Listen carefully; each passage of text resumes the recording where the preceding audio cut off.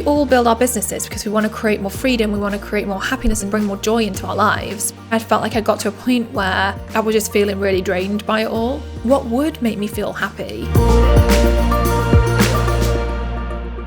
I have a lot going on in my life, as all of us do.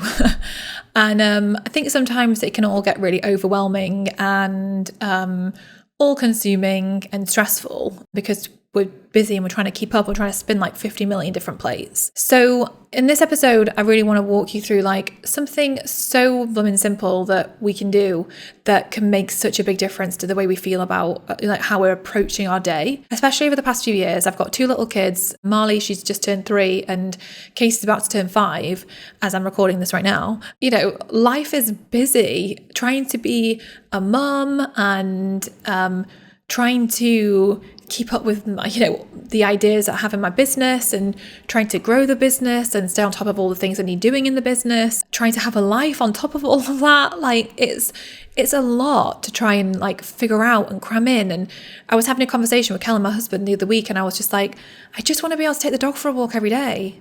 Like, I just want to be able to do that. But I just feel like I've got no time because like I wake up, get the kids ready, we go take them to school, get to the office, sit at my desk. I work till like 5:36, get home, have dinner, then get the kids in the bath, then get them to bed. And then it's like 8:30, 9 o'clock. And then it's like, maybe we've got a bit of time for me and Kellen to hang out and then like go to bed and wake up and do it all again the next day. And it's just like, when can I fit it all in? And I was feeling so overwhelmed with everything that I had going on.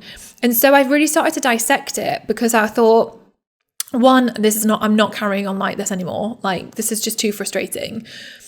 And two, I just also felt like it doesn't have to be this way. Like, it does not need to be this hard or this complicated or this overwhelming. I found that I'd got into a little bit of a rut where I felt, when you're so overwhelmed, but then you keep saying you're overwhelmed, and then you keep feeling overwhelmed, and it's like this loop that you're just stuck in.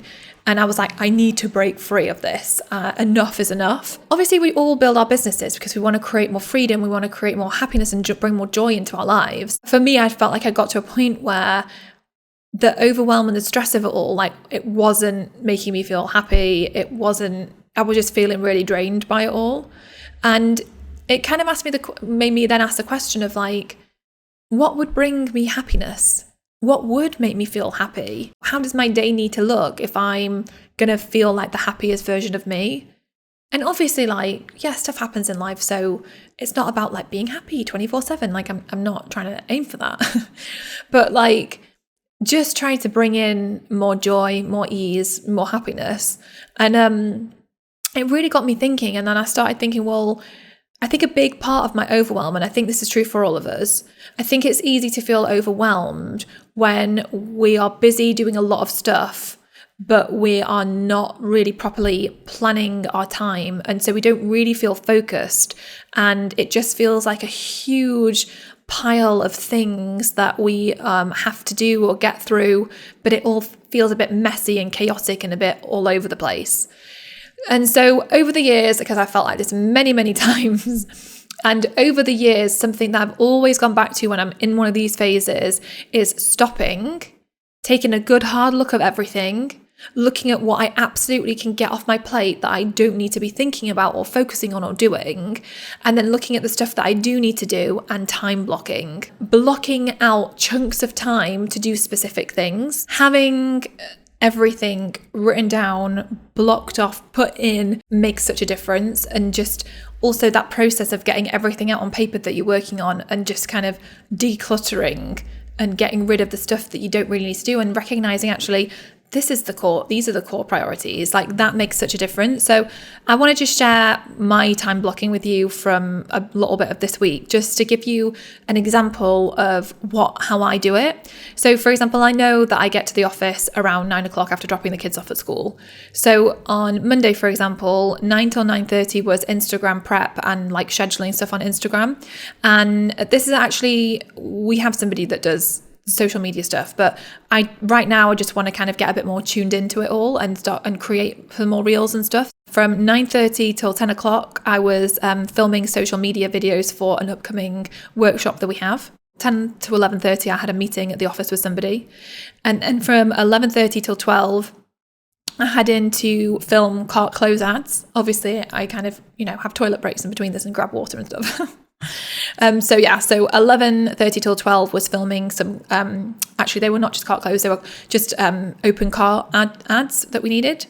And then 12 o'clock till 12:30 was looking at reworking content. Now, I actually didn't get around to doing that because my meeting actually ran over, so it pushed back me filming the car ads, so that got bumped. And then at 12:30 I had lunch, and then from 1 o'clock I had down that I had a call, but that call actually ended up going on for 2 hours, not 1 hour.